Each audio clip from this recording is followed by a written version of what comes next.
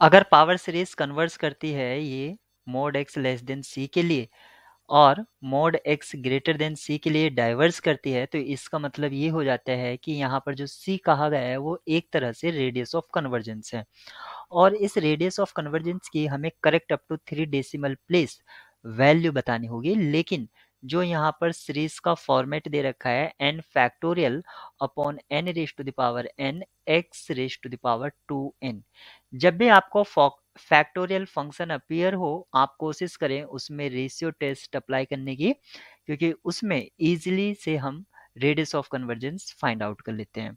लेकिन अगर आप इस सीरीज को इस तरह से देखते हैं n factorial upon n raise to the power n into x square raise to the power n, और एक्स स्क्वायर को आप रिप्लेस कर देते हैं कैपिटल एक्स से,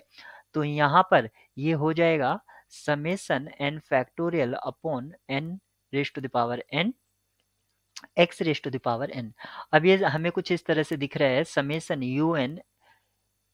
x raise to the power n। और इस केस में आप डायरेक्ट रेशियो टेस्ट अप्लाई कीजिए, यानी कि r जो होगा रेडियस ऑफ कन्वर्जेंस वो इक्वल्स टू होगा लिमिट, और ये लिमिट इसलिए मैंने मोड लगाया क्योंकि हमेशा रेडियस रेशियो टेस्ट जो है वो आपका पॉजिटिव टर्म सीरीज के लिए एप्लीकेबल होता है u n upon u n plus one. इस तरह से आप इसका रेडियस ऑफ कन्वर्जेंस निकाल लीजिए।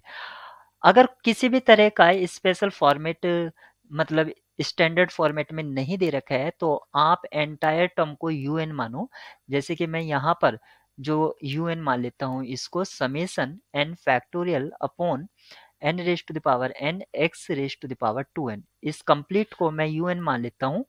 और यहाँ से जो मुझे मिलेगा लिमिट, क्योंकि अगर ये सीरीज कन्वर्स करती है तो ये कन्वर्स कब करेगी रेशियो टेस्ट के अकॉर्डिंग, जब हमारे limit of u n upon u n plus one ये ग्रेटर होगी वन से। तो यहाँ से हमें जो एक्सप्रेशन ऑब्टेन होगा वो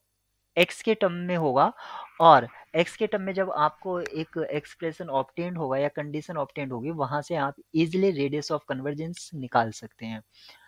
यहाँ से हम यही फॉर्मेट अप्लाई कर रहे हैं, तो ये हो जाएगा limit n tends to infinity, और आपका un होगा n factorial upon n raise to the power n x x raise to the power 2n into n plus one raise to the power n plus one, और denominator में आ जाएगा n plus one factorial. यहाँ से n factorial से ये पूरा cut जाएगा, ब्रैकेट n प्लस वन बचेगा, और यहाँ पर हमें डिनोमिनेटर में x raise to the power 2n plus two भी मिलेगा। यहाँ से ये पूरा कैंसिल आउट हो जाएगा, यहाँ पर x स्क्वायर बचेगा। यहाँ से n स्क्वायर से ये पूरा कैंसिल हो जाएगा n की पावर n, और ऊपर जो मतलब एक्सप्रेशन हमें मिलेगा वो क्या होगा n प्लस वन, एक ब्रैकेट मिलेगा, और one plus one upon n raise to the power n plus one, ये न्यूमरेटर में मिलेगा, और डिनोमिनेटर में हमें n plus one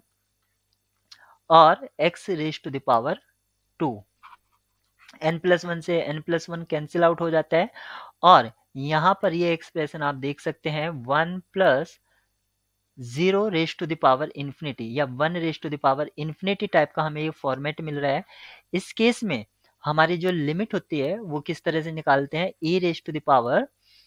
F X into G X, यानी कि n plus one upon n, और यहाँ से डिनोमिनेटर में तो एक्स स्क्वायर चल ही रहा है, ये लिमिट हो जाएगी equals to e raise to the power one plus one upon n upon X square, और n आपका इन्फिनिटी को टेंड्स कर रहा है तो ये हो जाएगा e अपॉन एक्स स्क्वायर। अब ये कन्वर्स तब करेगी जब ये ग्रेटर देन वन होगा। इससे हमें ये पता चलता है कि एक्स स्क्वायर लेस देन ई, एक्स स्क्वायर लेस देन ई, यानी कि यहाँ पर जैसे कि मैं बता रहा था कि सीरीज को आप एक्स स्क्वायर टाइप से लिख लीजिए, तो यहाँ पर इसका radius of convergence R E आ गया है। लेकिन आपसे पूछा गया था X mod X less than C, तो यहाँ पर क्योंकि X square less than E है तो मोड एक्स भी आपका सी से लेस होगा, तो सी का यहाँ पर जो वैल्यू है, सी एक तरह से आपका रेडियस ऑफ कन्वर्जेंस है, वो आपका ई होगा। तो ये पावर सीरीज कन्वर्स करेगी जब mod X square less than E होगा, और ये डाइवर्स करेगी जब mod X square greater than E होगा। ये जो पावर सीरीज है mod X square less than E के लिए कन्वर्स करेगी और mod X square greater than E के लिए डाइवर्स करेगी। लेकिन हमसे पूछा गया था कि मोड एक्स लेस देन सी का वैल्यू, तो यहाँ से अगर मैं इसको यूज करता हूँ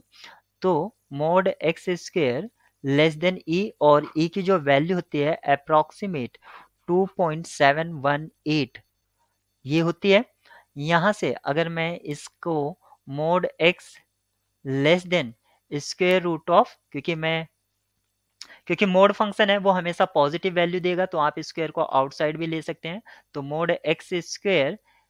इज लेस देन ई, और मैं यहाँ से इसको लिख सकता हूँ mod X less than square root of E. और स्क्वेयर रूट ऑफ ई इसका जो अप्रोक्सीमेट वैल्यू होगा, क्योंकि आपके पास इनबिल्ट कैलकुलेटर होगा उसमें आप डालेंगे तो अराउंड 1.64 के अराउंड आएगा, यानी कि ये सी का वैल्यू हो जाएगा, क्योंकि आपसे पूछा गया था मोड एक्स लेस देन सी, और यही आपका सी का रोल प्ले करेगा।